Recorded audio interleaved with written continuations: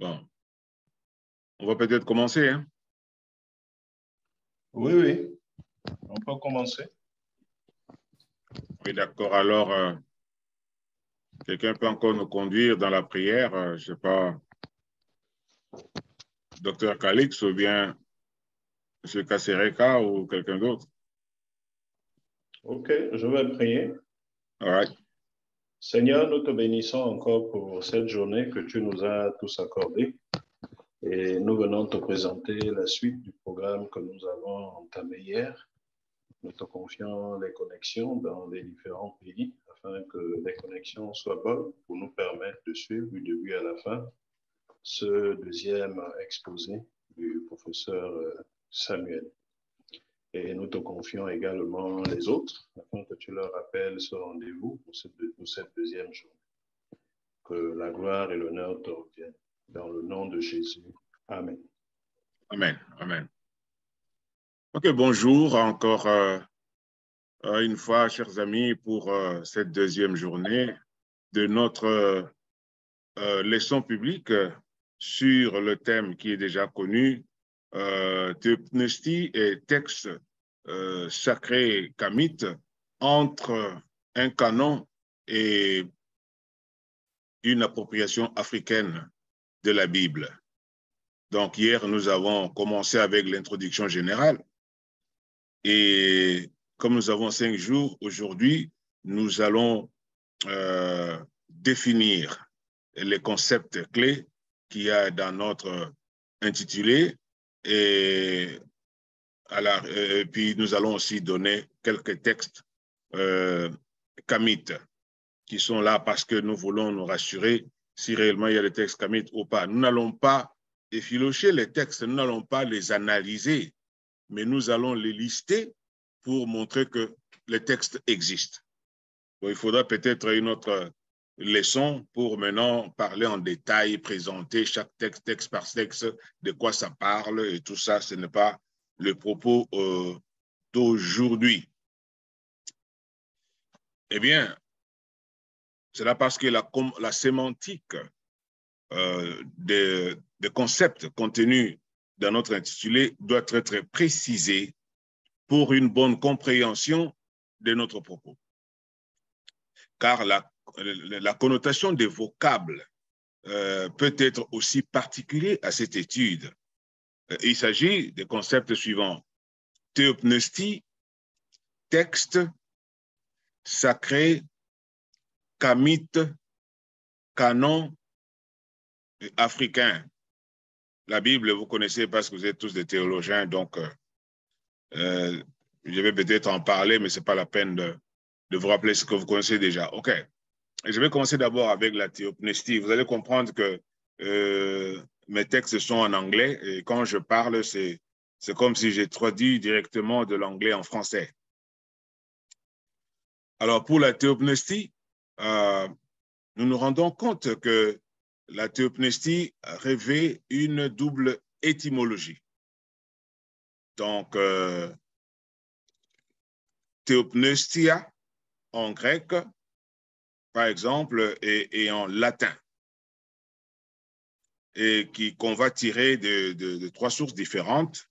Et la première explication que nous pouvons donner à cette étymologie, de théopnestia, est donnée par Donald McKim dans son livre Westminster Dictionary of Theological Terms, donc qui nous donne vraiment un feu vert pour affirmer que la théopnestie vient de la racine grecque théopneustos, qui signifie, en anglais on dit God-breathed, inspired by God.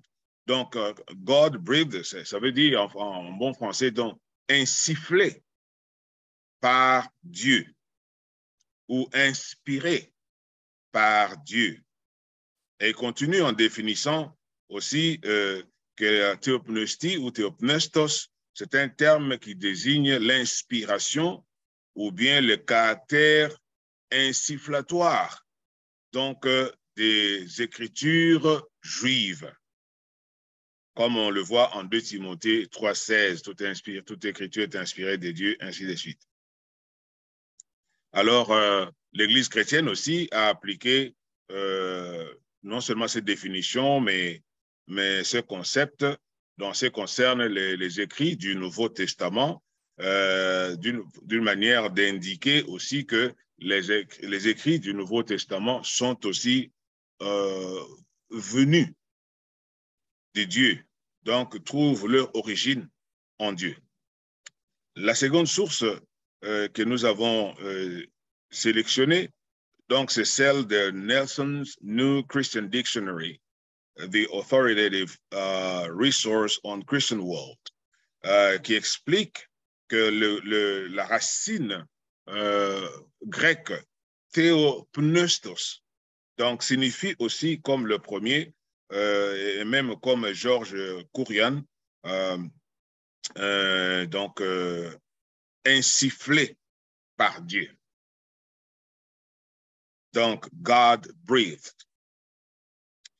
Et il apparaît clairement qu'à partir de ces 3 définitions que nous avons eues sur la signification de théopneustos, qui est partagé, ce qui est partagé par les 3 documents.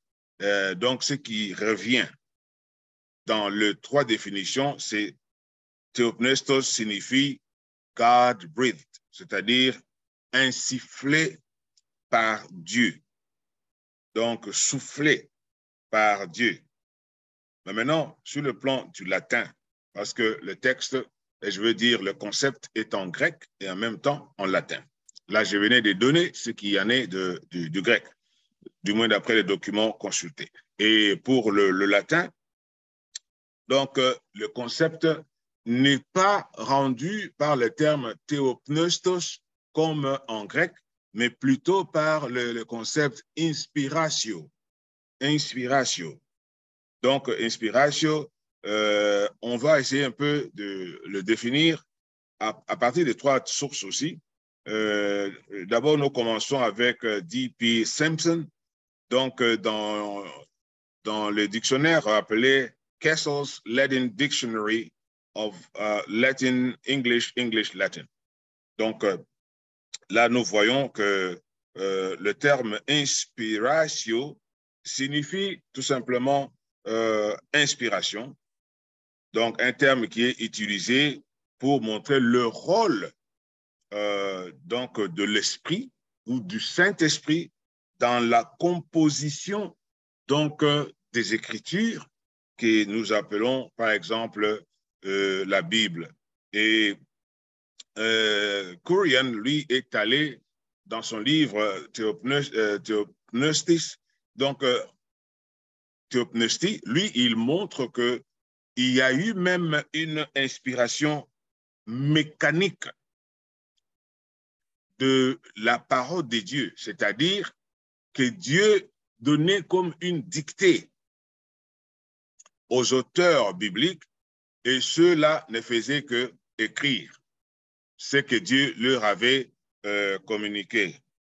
Bon, dans notre temps, je ne suis pas tellement d'accord avec ça moi-même, bien que c'est ce que nous croyons, mais je crois que scientifiquement, je ne suis pas tellement d'accord avec ça. Bon, alors je peux me couper court pour inspiration ou bien théopneustis. Donc la théopneustie signifie seulement l'inspiration des écrits sacrés ou des écrits bibliques, surtout c'est de cela qu'il s'agit, par Dieu. Donc c'est comme Dieu, il y a l'influence positive de Dieu dans la conception, même dans la rédaction de ce texte. Donc, il y a la dictée de Dieu aux auteurs bibliques. Bon, parce que le problème qui se pose, c'est qu'on se rend compte qu'il y a certains livres dans la Bible dont on ne connaît pas les auteurs. Alors, lorsqu'on dit que Dieu a insufflé cela à tous ces gens, donc aux inconnus, là, ça pose problème. Et des fois, je parle maintenant comme parlant aux théologiens, lorsqu'on trouve, par exemple, le problème documentaire ou le problème fragmentaire, par exemple, dans la Torah, dans la composition de la Torah et dans la rédaction de la Torah avec tout le problème des sources, parce que l'étude de l'introduction à l'Ancien Testament nous montre qu'il y a plusieurs sources donc d'informations pour la rédaction de ces écrits, comme les GEDEP, donc le code sacerdotal et voilà. Alors, qui a été donné par exemple par Falhausen. Et maintenant, quand nous disons que tout est mécaniquement inspiré par Dieu, alors chacun peut tirer sa conclusion. Maintenant, je peux passer rapidement à deux autres concepts, le concept sacré et le concept texte. Alors, pour comprendre ces deux concepts, nous recourons toujours à certains dictionnaires parce qu'il faut d'abord comprendre les concepts sur le plan étymologique pour voir l'origine, la source du concept et du mot et comment peut-être ça a évolué.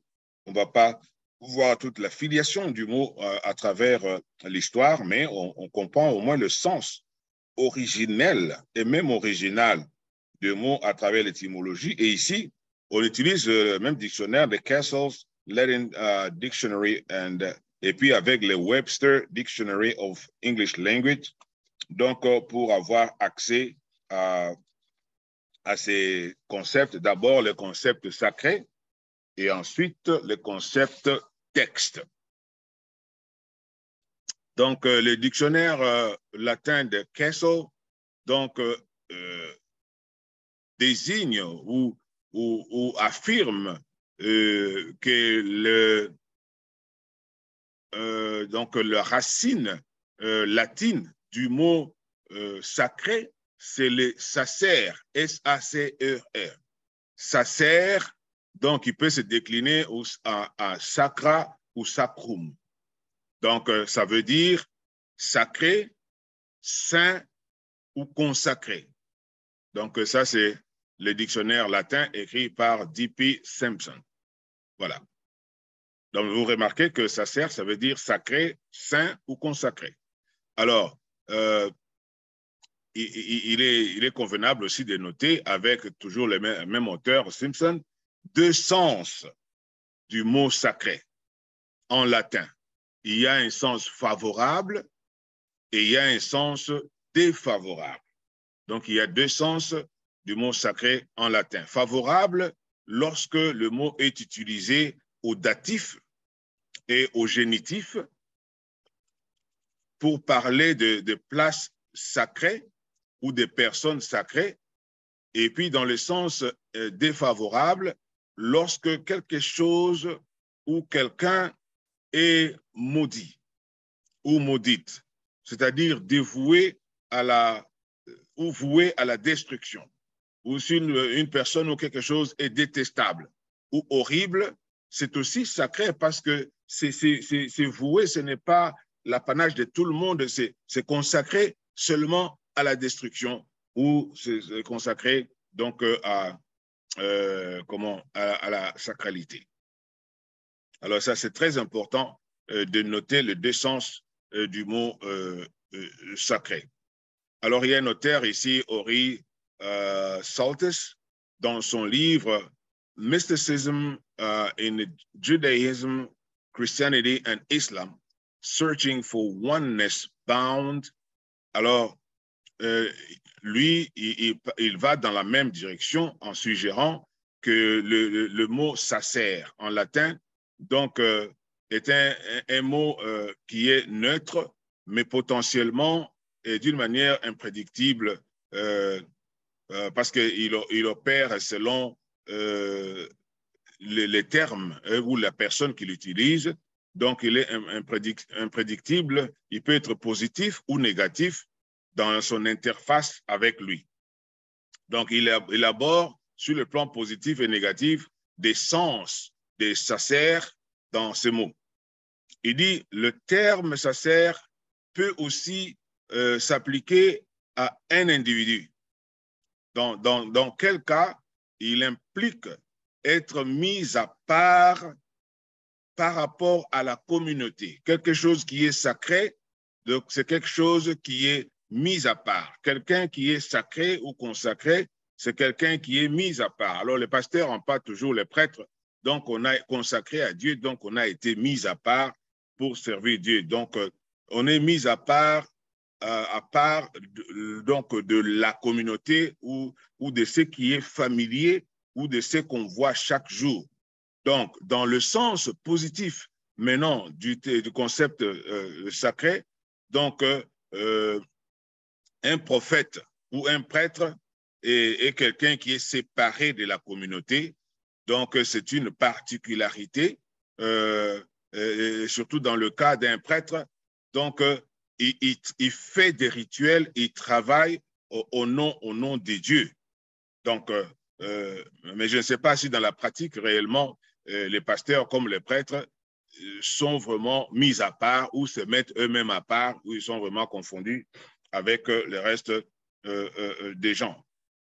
Alors, une telle figure guide la communauté. Donc, le prêtre ou le pasteur guide la communauté qui est composée des profanes, donc des gens qui ne sont pas consacrés ou qui ne sont pas mis à part, donc qui ne sont pas en relation avec le sacer, donc avec le sacré. Donc, ce faisant, nous avons les termes en latin, par exemple, comme sacerdoce. Comme on dit que c'est un travail sacerdotal qui vient des sacerdoces. Donc, sacerdoce, c'est celui qui donne le sacré à tous. Et aussi, c'est celui qui nous donne au sacré. C'est lui qui donne au sacré et qui nous donne, nous, à nous, le sacré et qui donne le sacré à nous. Je ne sais pas si vous comprenez ça. Donc, un prêtre, un pasteur, c'est celui qui amène ce qui est de Dieu, donc aux profanes ou bien à la communauté, et qui amène aussi le profane ou la communauté, qui la met en relation avec Dieu. C'est ça le travail surtout pour un prêtre. Absolument, pour le pasteur aussi, bien que les deux comprennent le ministère de différentes manières, mais pour un prêtre, c'est ça ce que ça veut dire, parce que chaque Dieu a son prêtre, le canal par lequel Dieu agit. Bon, pour le pasteur, bon, le ministère est tellement démocratisé que tout le monde fait tout. OK. Mais maintenant, c'est aussi dans le sens négatif. Donc, quelqu'un qui a, par exemple, transgressé les frontières entre le profane et le sacré, quelqu'un qui a transgressé ces frontières-là devient sacré.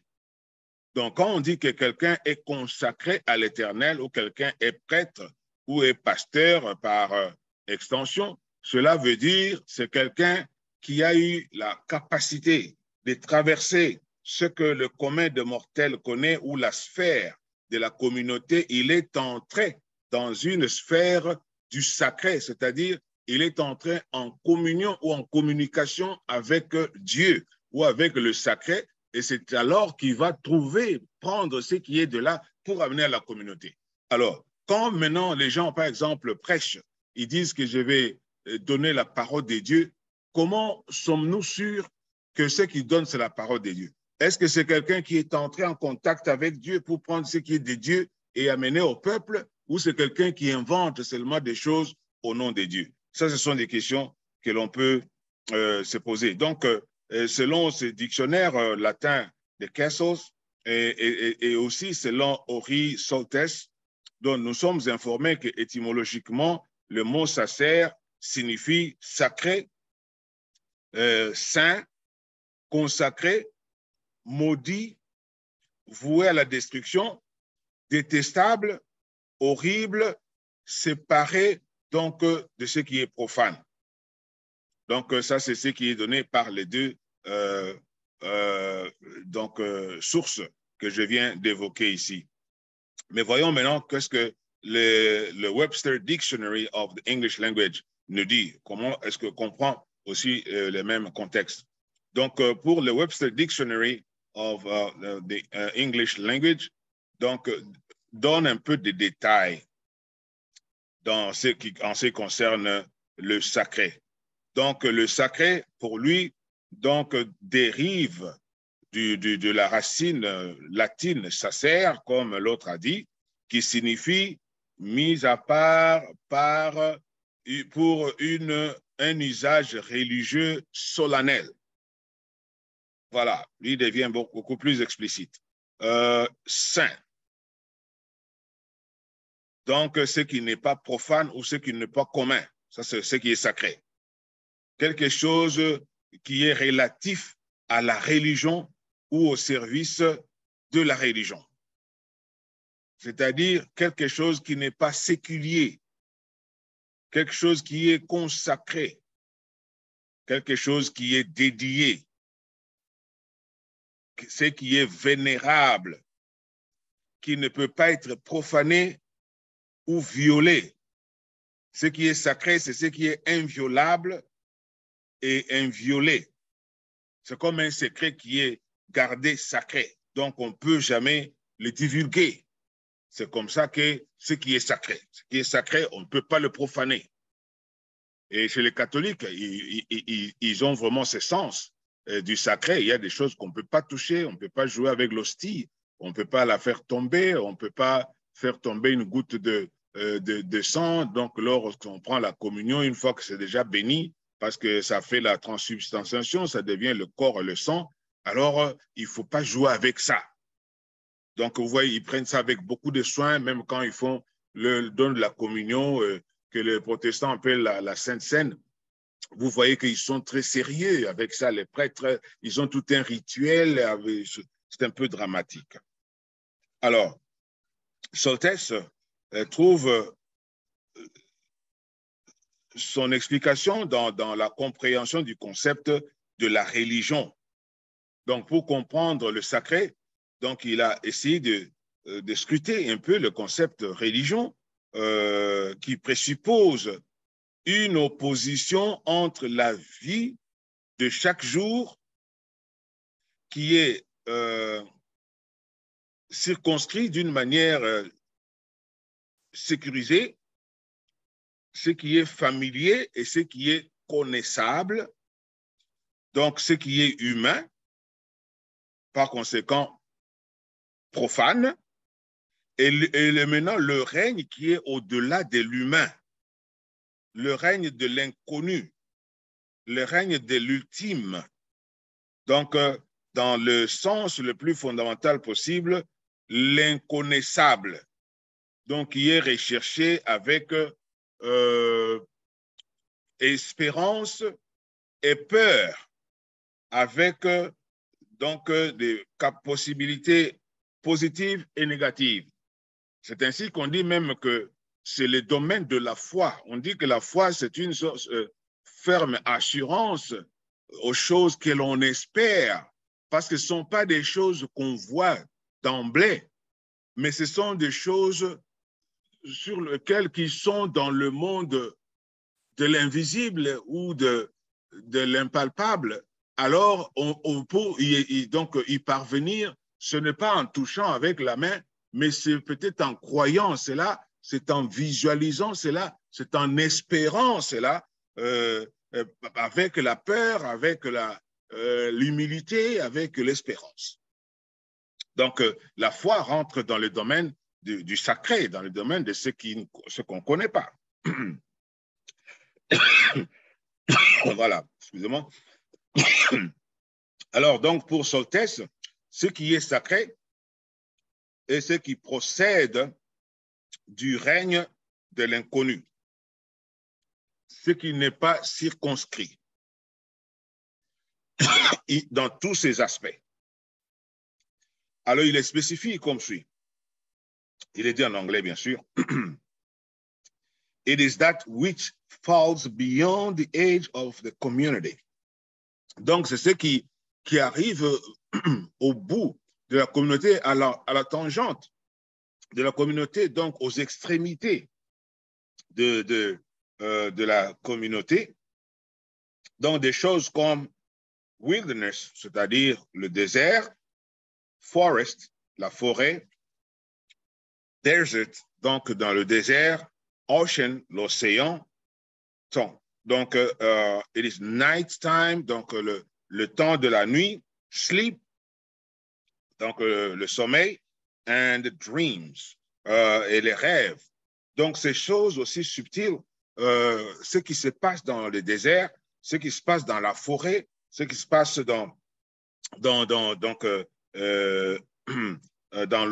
l'océan, ce qui se passe la nuit, ce qui se passe pendant que nous dormons, ce qui se passe pendant le rêve, alors ça relève du domaine du sacré. C'est ainsi que quand quelqu'un a eu un rêve ou a eu des cauchemars, il vient chez le pasteur, il demande la prière, il demande peut-être qu'on lui interprète parce que quelque chose qui dépasse son niveau, son entendement, il ne sait pas exactement de quoi s'agit-il. Et c'est la réalité, c'est quelque chose qui va venir, qu'est-ce qui m'a arrivé. Donc, il a eu des images et puis il ne sait pas ce que ça veut dire. Comme ça dépasse ce que tout homme peut connaître, c'est ainsi qu'il doit venir, c'est ceux qui ont traversé la communauté pour entrer dans ce qui est subtil, dans ce qui est inconnu. Et il vient vers cela pour qu'il trouve la solution. Non, mais il faudrait maintenant que celui chez qui on vient soit quelqu'un qui a accès au monde de l'inconnu. Donc, ça, c'est très important. Et puis, les choses, par exemple, ce qui arrive avant la naissance, personne ne le sait. Ce qui arrive après la mort, personne ne le sait. Tout cela, donc, se centre dans le règne de l'inconnu, donc dans le règne de la divinité. Donc, c'est un règne qui opère d'une manière imprédictible pour nous, dans le temps comme dans l'espace, et selon ses propres paradigmes, selon ses propres modèles.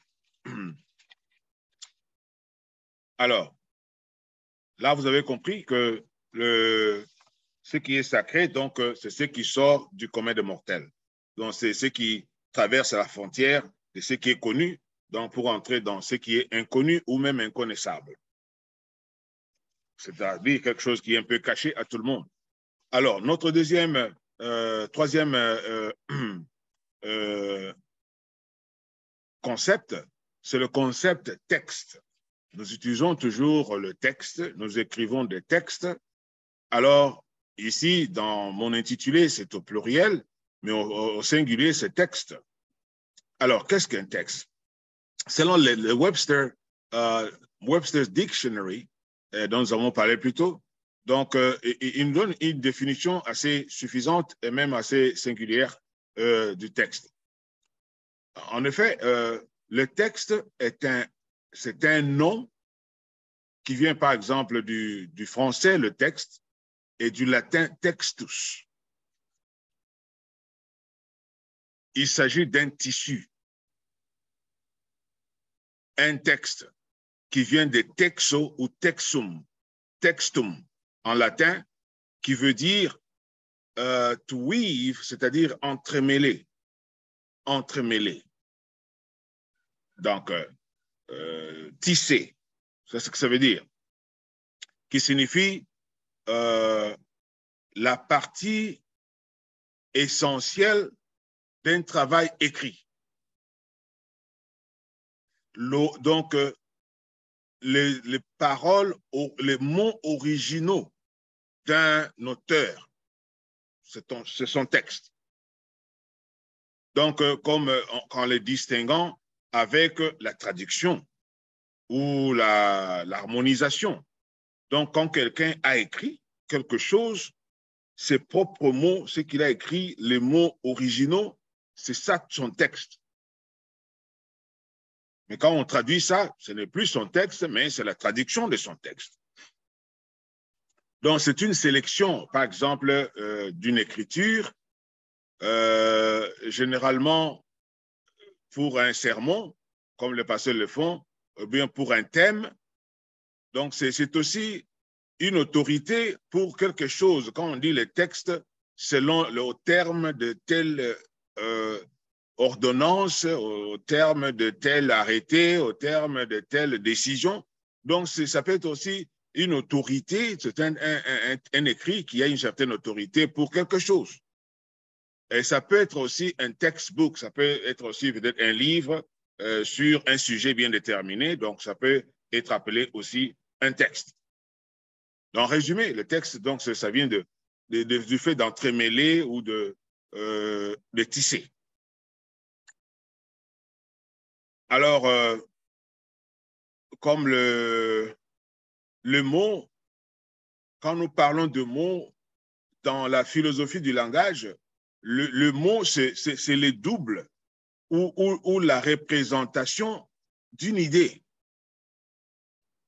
D'une idée.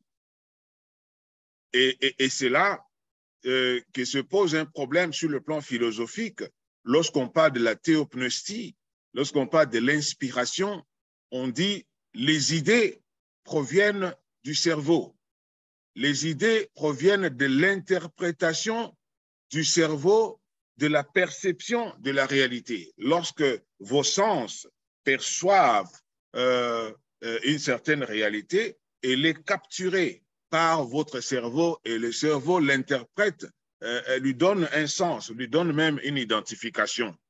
Alors, est-ce que Dieu a un cerveau pour donner des idées, pour parler et pour dicter? Donc, je voulais dire que le mot, c'est un double ou la représentation d'une idée et le texte est la symbolisation de ces mots dans un écrit conventionnel. Je ne sais pas si vous comprenez cela. Donc, le mot, c'est le double ou la représentation de l'idée. Donc, le texte est la symbolisation de ces mots dans un langage ou dans des écrits conventionnels. Par conséquent, les pensées, lorsque les pensées de quelqu'un sont fidèlement laid down, c'est-à-dire mis par écrit sur un support quelconque par les mots représentatifs qui traduisent fidèlement son intention originelle, donc l'intention originelle de son auteur, ou bien l'arrangement logique de ces mots-là constitue ce qu'on appelle un texte. C'est-à-dire les idées de quelqu'un sont mises par écrit d'une manière fidèle, sans les jongler avec, sans les bouger, donc par des mots qui traduisent réellement, effectivement, la pensée et l'intention originelle de l'auteur. Et lorsque ces mots-là sont arrangés logiquement, donc cet arrangement logique des textes, donc des mots qui traduisent les intentions originelles de quelqu'un ou d'un auteur, et c'est ça ce qu'on appelle le texte, c'est ça son texte. Alors, de ces deux concepts qui sont d'ailleurs clés pour mon intitulé, sacré et texte, maintenant qu'on les a compris, donc nous pouvons maintenant prendre l'expression texte sacré et la comprendre dans un sens positif, parce qu'il y a aussi les sens négatifs. Et dans cette étude, nous devons le comprendre dans le sens positif, qui veut dire ce sont des textes qui sont consacrés, qui sont dédiés, qui sont dévoués, qui sont religieux et qui sont donc consacrés donc à un très grand respect, à une révérence, à une inviolabilité. C'est comme ça qu'on voit même la Bible. Pour nous chrétiens, quand on parle de la Bible, on dit la parole de Dieu, on ne joue pas avec la parole de Dieu. Donc c'est quelque chose d'inviolable. Si vous allez chez les musulmans, tu ne peux même pas mettre le Coran par terre. C'est un sacrilège parce que c'est considéré comme consacré, comme dédié, comme quelque chose de grande valeur et de grande révérence. OK, voilà. Alors là, nous avons déjà fait trois concepts. Donc, le concept theopneustie, et nous avons maintenant les concepts sacrés et les concepts textes. Passons maintenant à notre quatrième concept, c'est le concept kamite. Bon, il y a souvent les gens qui m'entendent parler des théologies kamite dans la plateforme, et Élise a posé la question hier, dont les gens ne comprennent pas de quoi je parle, pourquoi il aime toujours parler des kamites, et dans d'autres milieux, quand quelqu'un parle de l'Égypte ou parle de l'Amide, on le prend pour quelqu'un de perdu, comme quelqu'un qui est hérétique, comme quelqu'un qui parle des choses dont on ne doit pas parler. Alors, je veux expliquer maintenant pourquoi j'utilise souvent le concept kamite et surtout à la place du concept Afrique.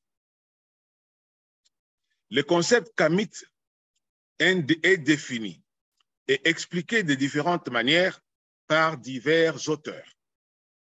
Dans les limites de cet exposé, nous préférons nous rabattre à l'explication que donne Mwata Ashby dans son ouvrage intitulé Introduction to Mahat Philosophy, The Ancient Egyptian Path to Righteous Government, Spiritual Social Ethics, Self-Mastery and Mystical Spiritual Enlightenment, dans la 4e édition, donc publiée en 2005.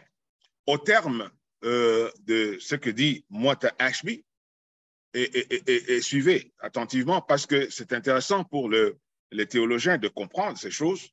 Les anciens Égyptiens savaient qu'ils étaient originairement une colonie des Éthiopiens du sud venus à la partie nord-est de l'Afrique.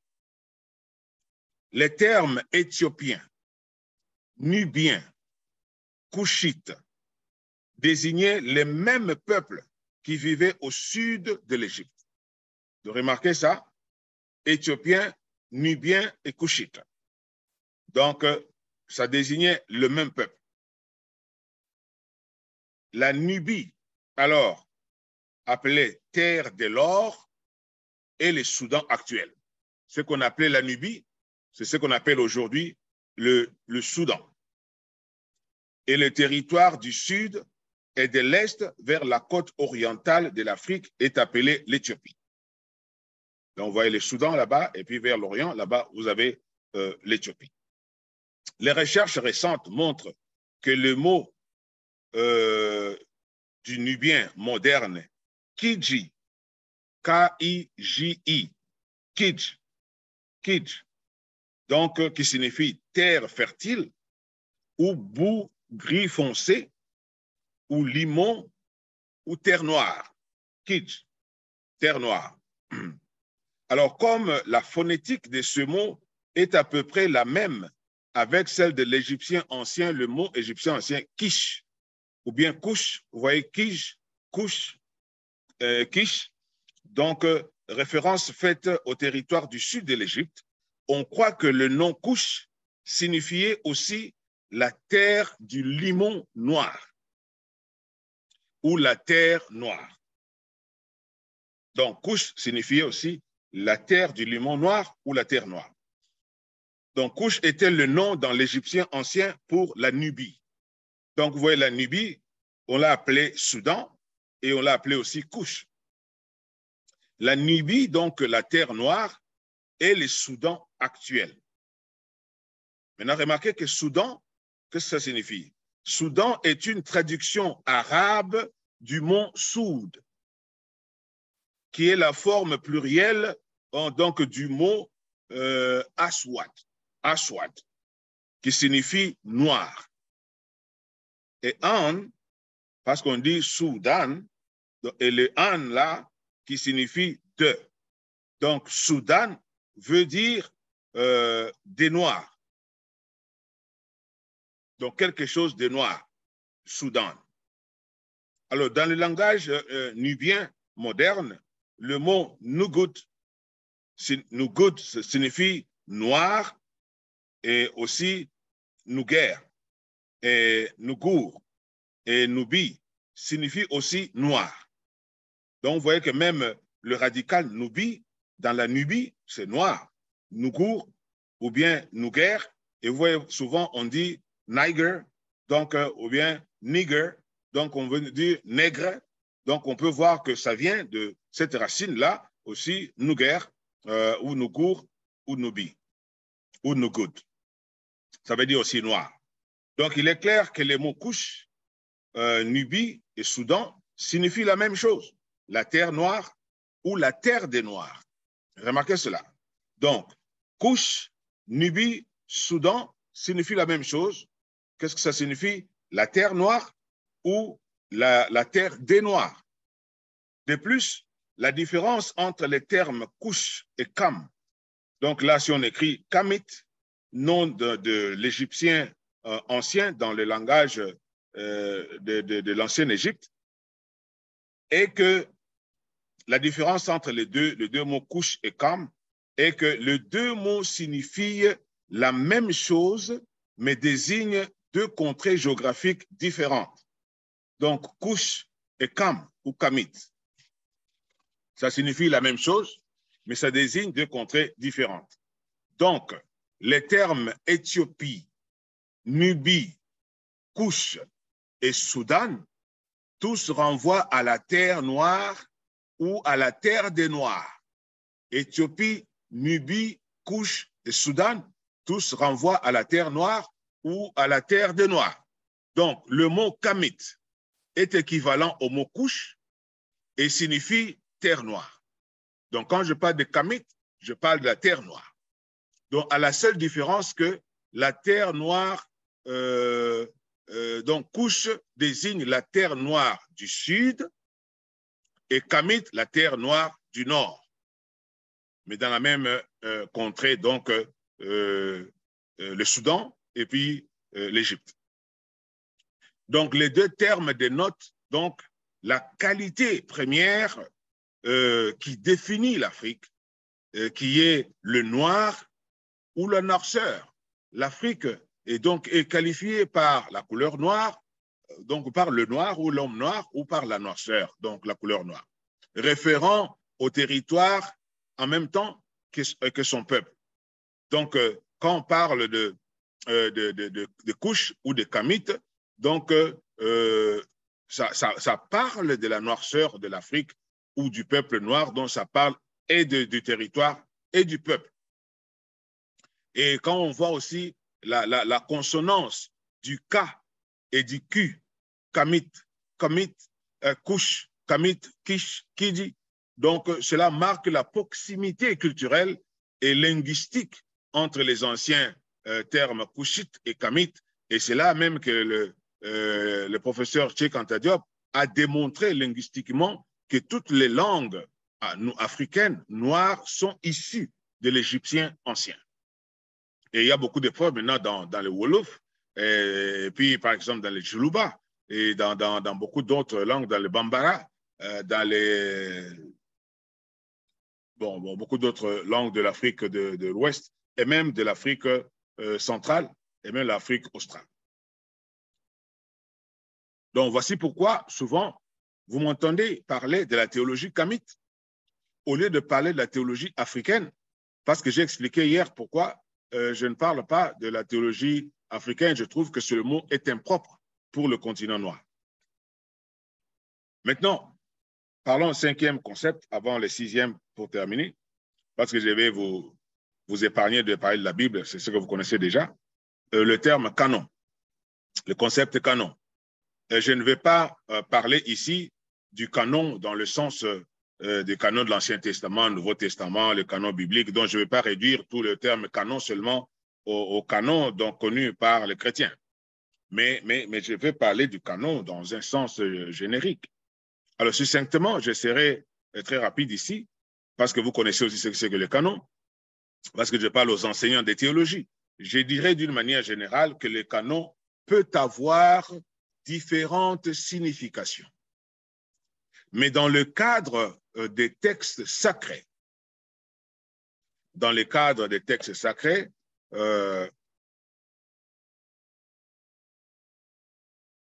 il signifie simplement, selon Nina Smart, un regroupement défini des textes pour une communauté ou pour une tradition. Si vous avez une église, vous êtes passé d'une église ou d'une dénomination quel est votre canon? Bon, vous utilisez la Bible, voilà.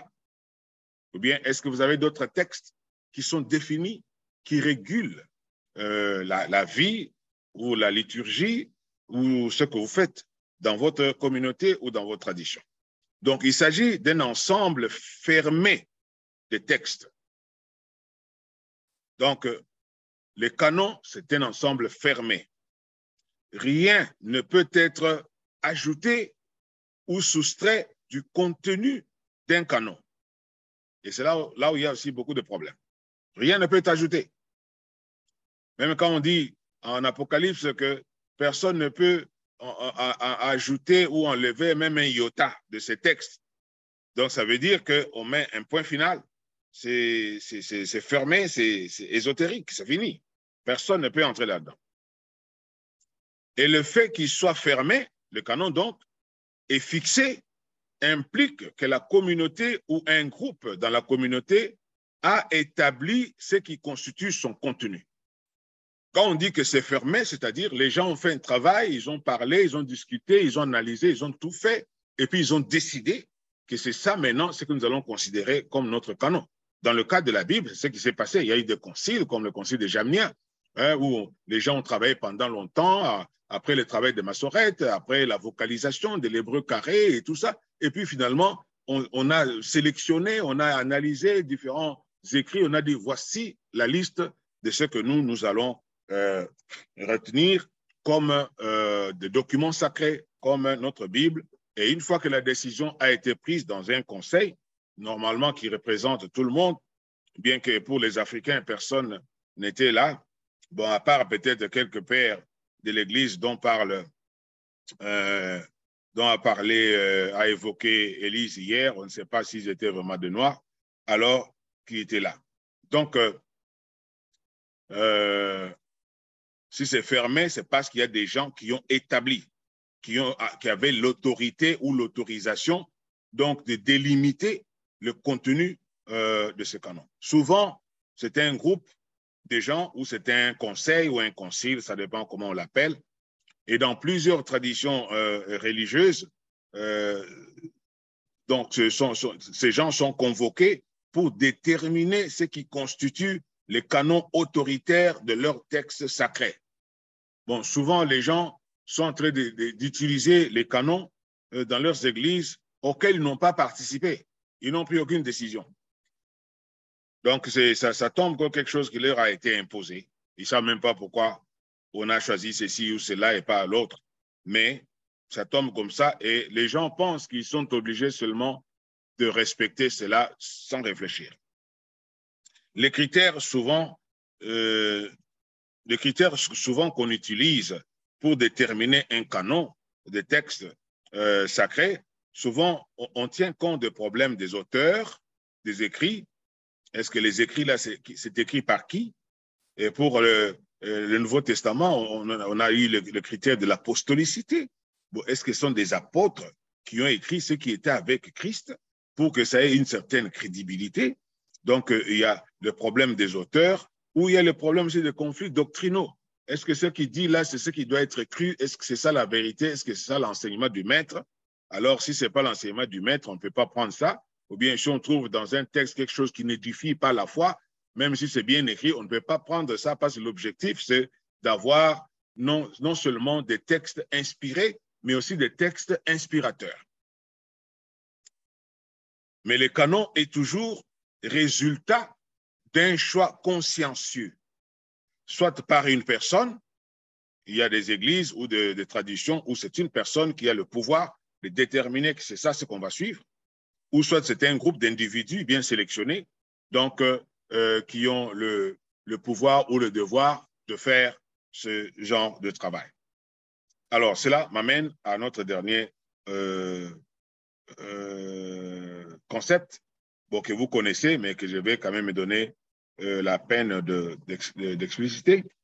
Ici, il s'agit de l'adjectif africain, donc africaine, appropriation africaine.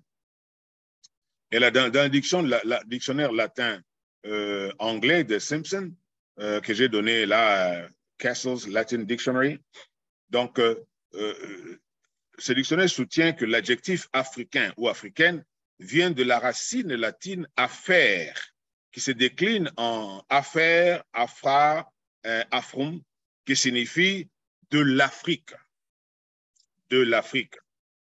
spécialement dans le sens restreint du district autour de Carthage, comme je dis hier. Donc, c'était un nom donné à une tribu vers Carthage, là-bas, vers la Tunisie, affaire. D'où le substantif Africa ou Africae, donc Afrique ou de l'Afrique.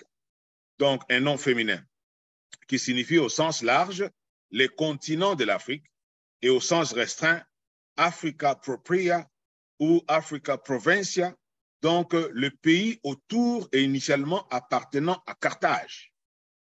Mais après 146, avant notre ère, c'est devenu une province romaine d'Afrique. Donc le nom Afrique, c'était un nom donné par le Romain, donc les marchands romains italiens, donc à cette tribu berbère qui était de ces côtés-là. Alors, dans la même lancée, le concept africain ou africaine donc, a deux connotations d'un sens. C'est d'abord un nom, mais c'est aussi un adjectif. Comme un nom, il signifie donc une personne qui est née ou qui vit en Afrique. Alors, the American Dictionary of English Language donc ajoute une autre dimension en disant c'est un membre ou un indigène de peuple d'Afrique. C'est celui-là qu'on peut appeler africain. Donc, en tant que substantif, en tant que nom. Maintenant, en tant qu'adjectif, africain ou africaine signifie de ou appartenant à l'Afrique. Donc, ou bien peuple quelconque ou langue quelconque de l'Afrique. Ou quelque chose qui est relatif à l'Afrique ou au peuple d'Afrique, c'est ce qui est africain. Donc, mais on peut quand même voir ce que le online Merriam-Webster Dictionary donc a posté, que j'ai lu, une définition sur le concept en disant que l'adjectif africain ou le nom africain signifie un natif ou un habitant de l'Afrique. Un Africain, c'est soit un natif, quelqu'un qui est né en Afrique, ou quelqu'un qui vit en Afrique. Donc, une personne, et spécialement un noir, une personne noire ou une personne de la descendance africaine. Ça, c'est africain. Donc, cette ancestralité n'est pas homogène. Donc, comme on y fait allusion par les anthropologues et les missionnaires. Ils distinguent l'Afrique et les Africains anthropologiquement et religieusement. Donc, ils distinguent l'Afrique et l'Afrique. Par exemple, ils distinguent entre l'Afrique arabe, berbère, et l'Afrique subsaharienne sur le plan religieux. Les missionnaires, c'est comme ça qu'ils ont divisé cette Afrique, parce que les autres sont musulmans et les autres étaient animistes ou ils étaient idolâtres comme ils ont prétendu. C'est ainsi que le professeur Herbert Kane, que j'ai cité encore hier, il dit ceci, je peux le citer, c'est en anglais. The continent of Africa is divided into two clearly defined regions, North Africa and Sub-Saharan Africa. North of Sahara Desert, the people are Arab and Berber by race and Muslim by religion. For this reason, the 5 states in the North have more in common with the Middle East than with Africa. Together, they have the combined population of about 80 million. Every south of Sahara is known as Sub-Sahara or Black Africa. Donc voilà. Donc ça, c'était un missionnaire qui a écrit un livre sur Understanding African Missions, donc qui dit que sur le plan missiologique, l'Afrique a été divisée en 2 parties. Donc l'Afrique arabe ou l'Afrique du Nord et l'Afrique subsaharienne sur le plan linguistique, comme sur le plan religieux et même sur le plan génétique. Et il dit que, et c'est lui qui affirme que les gens qui sont en Afrique septentrionale là-bas, ils ont beaucoup plus de similarités avec le Proche-Orient qu'avec l'Afrique. Leur langue, leur culture, leur nourriture, leur teint, tout ça, ça n'a rien d'africain. Et c'est comme ça qu'ils ont dit. Alors, la désignation donc de la tribu Afri en Tunisie a été étendue à tout le continent avec le temps. Donc, en englobant l'unité et la diversité des cultures et des races en Afrique.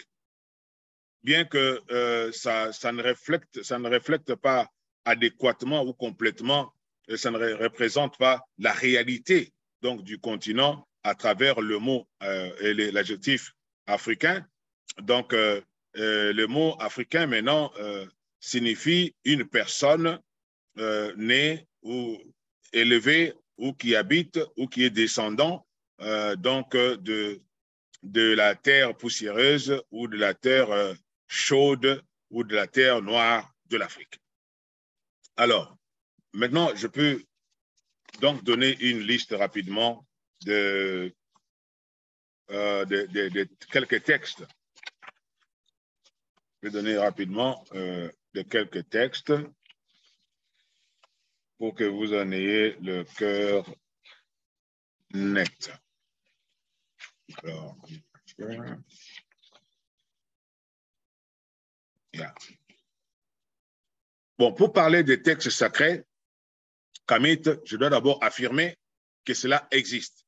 S'il y a des gens ou les missionnaires ou anthropologues ou explorateurs qui ont menti que l'Afrique n'avait pas d'écriture, l'Afrique était des sauvages, l'Afrique, les Africains, c'était des incultes, c'est un grand mensonge historique parce que ce n'est pas vrai, parce que toute la civilisation a commencé en Afrique. On vivait différemment et parce qu'on vivait différemment avec une différente technologie peut-être moins avancée que la leur, cela ne fait pas des gens des sauvages ou des gens des incultes ou des gens non civilisés. Parce que quand ils sont arrivés chez nous, ils ont eux-mêmes témoigné qu'ils ont trouvé des royaumes avec des rois, avec des empereurs. Ils ont trouvé le commerce, ils ont trouvé la technologie, ils ont trouvé qu'on faisait l'agriculture, ils ont trouvé qu'on faisait la chasse, on faisait le troc, on avait le sens de l'économie. Donc, on échangeait des biens. Par exemple, Kanka Moussa avait beaucoup d'or et il pouvait aller faire le commerce en Égypte et ailleurs. Donc, on ne peut pas mentir, même à nos générations à venir, que nous étions des cousins des chimpanzés. Ce n'est pas vrai. Donc, il existe bel et bien, ou il a existé bel et bien, des textes sacrés kamites. Mais les textes, je peux les classifier en deux, les textes non chrétiens et les textes chrétiens. Alors, pour des textes non chrétiens, comme nous l'avons dit hier dans l'introduction générale, nous regroupons les écrits kamites non chrétiens selon les trois grandes périodes de l'histoire égyptienne.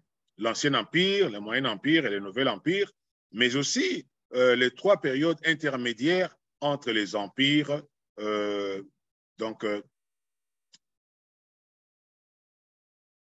Et je vais donner ceci pour essayer d'être beaucoup plus précis. Donc, les deux catégories, on peut le faire et on pourra les discuter en respectant les listes qui sont données par différents auteurs, parce que la datation et l'énumération, ça diffère d'un auteur à un autre.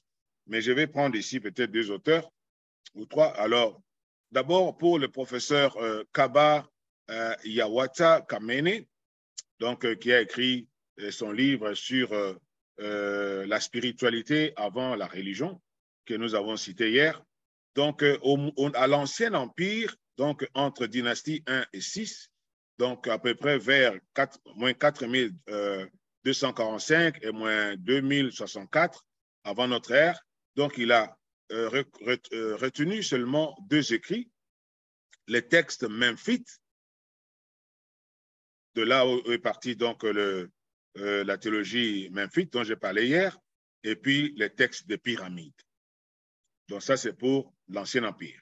Pour le Nouvel Empire, donc qu'est-ce que dit? Pour le Moyen Empire, donc de Kemet, donc 11e et 12e dynastie, entre moins 2065 et moins 1784, donc avant notre ère, il y a le texte des sarcophages, ou appelé en anglais de coffin text.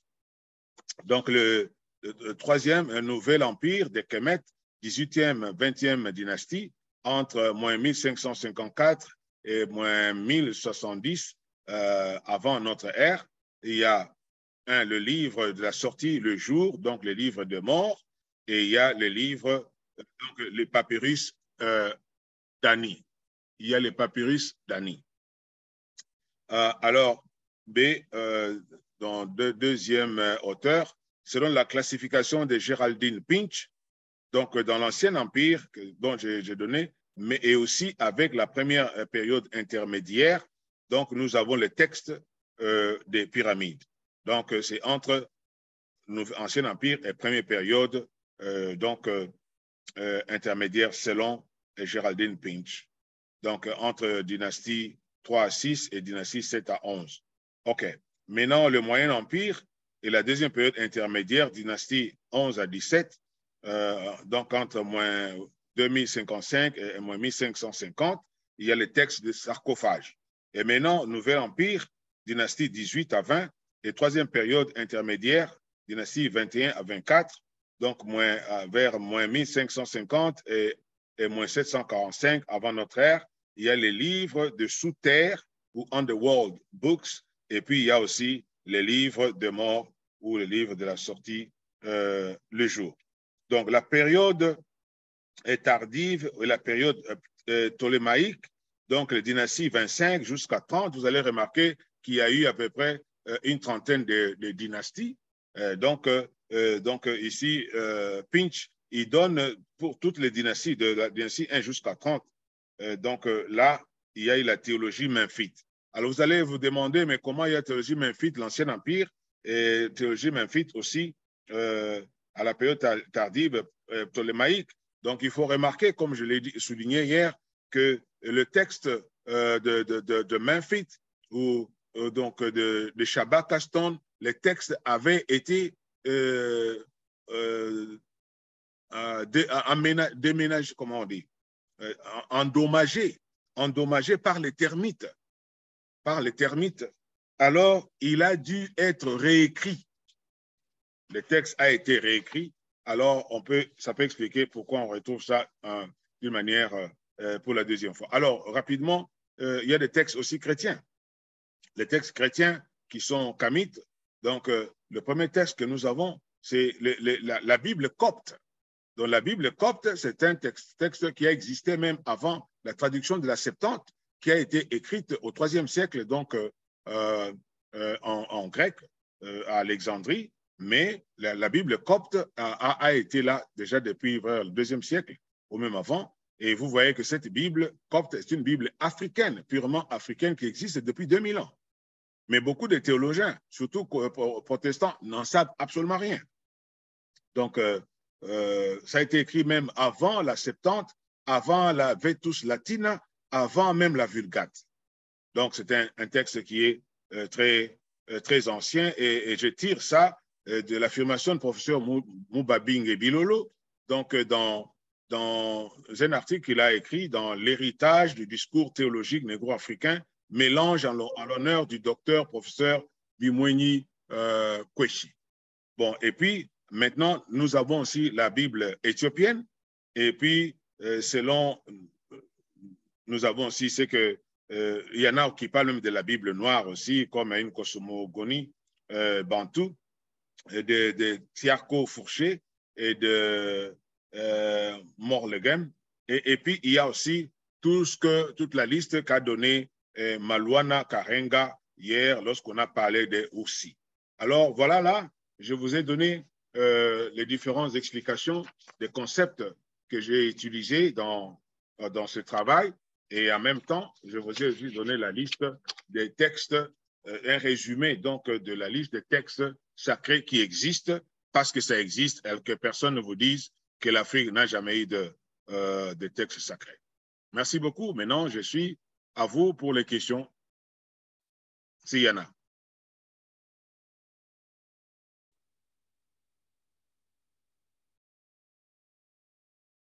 Hello? Allô? Allô, oui? Oui.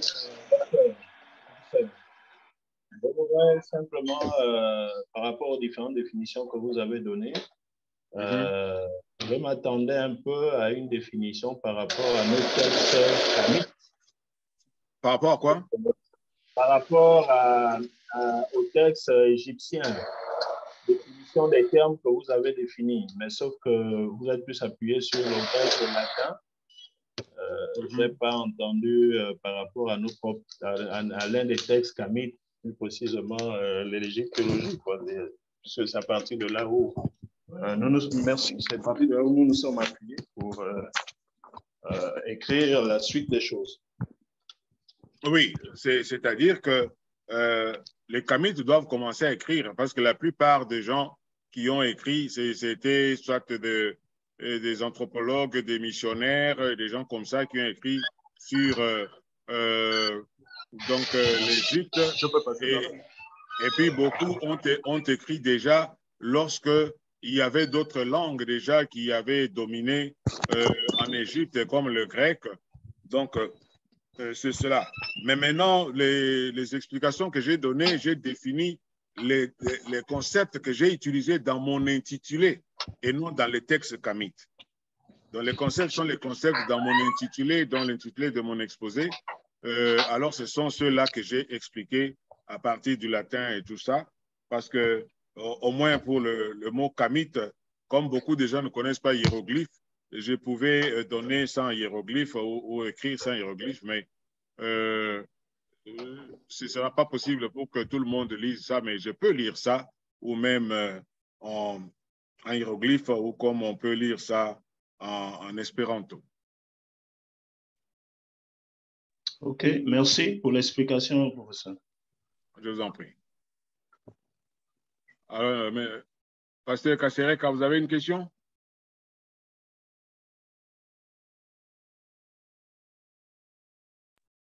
Allô, professeur. Oui, vous avez une question? Oui, je suis pas professeur, je suis un étudiant qui venait de déposer son master, qui va le défendre bientôt dans un mois. Je suis en train d'apprendre. Ah, c'est bien. Vous êtes à l'UMPGL? Plutôt à l'université Shalom de Bunia. Oh, vous êtes à Shalom, OK. C'est là que je fais mon master. Ah, ça, c'est bien. C'est ça. Okay. Alors, j'avais une question pareille à celle qui vient d'être posée là, mais référant à l'exercice que Follet nous a fait faire par rapport salut, sauveur et quoi, dans nos propres langues. C'est là que j'aimerais, j'étais en train de réfléchir dans ma propre langue, la langue de ma tribu. Je me dis, est-ce qu'un concept qui signifierait la même chose que ce que vous avez expliqué de théopnestie ou texte sacré, des notions comme ça, j'étais en train de les rechercher dans ma propre langue. Alors, je crois que c'est un exercice que je vais continuer, mais ça me vient juste à l'esprit là. Merci, professeur, vous me faites réfléchir. Oui, c'est très important. Si vous pouvez commencer à concevoir les choses dans votre propre langue, alors vous avez commencé à réfléchir. Donc, on ne peut pas réfléchir par procuration parce que vous devez avoir votre perception de la réalité. Comment vous concevez cela? Et si ça se faisait chez vous?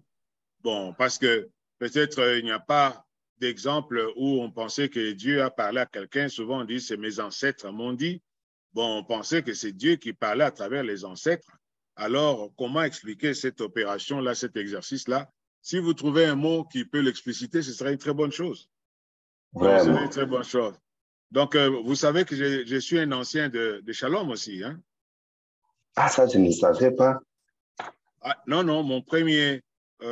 comment on appelle, mon premier diplôme de théologie, je l'ai fait à Shalom. Le graduat. Oui, les graduats et la chorale les messagers lumineux, leur fondateur, c'est moi. C'est moi qui ai fondé ça quand j'étais étudiant. Oh, bravo. C'est moi aussi content d'apprendre ça. Ouais, c'est moi le fondateur. Même quand ils ont fêté 40 ans, là, j'étais en direct avec eux. Oui, j'ai fait un message. Donc, c'est moi le fondateur de cette chorale, oui. Ah, enchanté. Yeah, merci. Merci, merci. Je profite aussi de vous remercier pour vos interventions dans le groupe de théologiens africains. J'ai toujours aimé.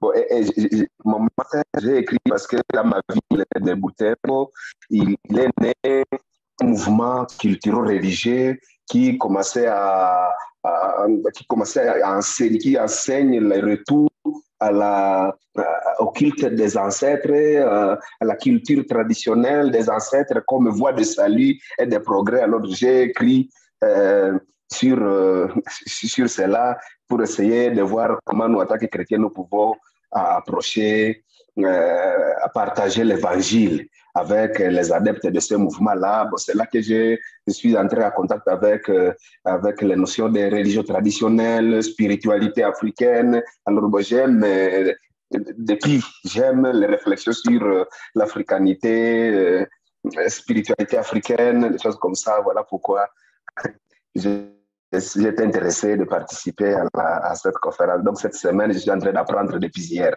Merci, professeur. Je vous en prie. Il faut vraiment prendre la balle au bon parce qu'il y a des gens qui seront dépassés justement par ce mouvement-là. Hein, ils seront dépassés parce que si eux ne veulent pas s'adapter à l'évolution des choses, ils seront dépassés. Parce que si tout le monde se rend compte qu'il y a eu quand même de mensonges dans la connaissance qu'on nous a transmise et que les gens commencent à chercher à comprendre, il faut voir maintenant comment concilier l'évangile justement avec ce mouvement-là. C'est très important. Voilà. Merci. Okay. Voilà alors les amis, s'il n'y a pas d'autres questions, donc on sera obligé d'arrêter là aujourd'hui. Exactement, professeur. Okay, nous vous remercions, prof. Merci pour votre participation, je vous en prie. Au revoir. Au revoir, merci.